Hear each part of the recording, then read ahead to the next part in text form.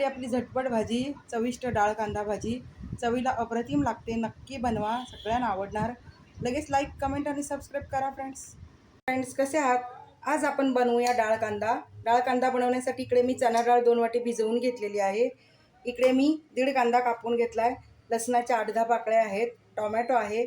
आपल्याला मसाले लागणार आहेत. हळद, हिंग आणि तिखट लागेल. चवीपुरतं मीठ लागेल आणि तेल लागेल. तर आता आपण डाळ कांदा बनवायला सुरुवात करूया. आता मी लसूण ठेचून घेते.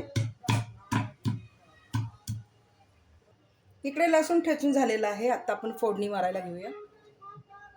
इकडे कढईमध्ये मी तेल गरम केलेलं आहे. आता घालूया मोहरी, अर्धा चमचा जिरा आहे, पाऊण चमचा हिंग आहे. हिंग प्रत्येक भाजीत घालायचा. हिंगाची फोडणी छान लागते आणि पोटासाठी हिंग चांगला असतो. आता आपली फोडणी तडतडली आहे. आपण घालूया कांदा आणि लसूण एकत्रच घालायचा आणि छान आपण तळून घेणार आहोत कांदा लसूण. प्रत्येक भाजीला ना कांदा आणि लसूण गरजेचं आहे. म्हणजे जे कांदा लसूण खातात ना त्यांच्यासाठी मी सांगते. तर कांदा लसूण एकत्रच घालून आपण तो तळून घ्यायचा. इकडे कांदा तळून झालाय. आता मी घालणार आहे हळद, टोमॅटो घालूया,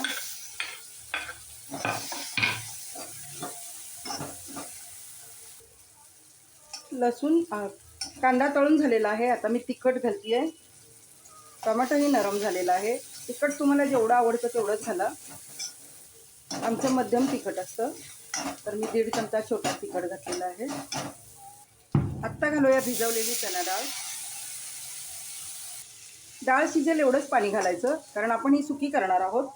डाळ कांदा सुकाच असतो. मसाले घालूया. गरम मसाला आहे, धणा आणि जिरा पावडर आहे, चवीप्रमाणे मीठ घालूया.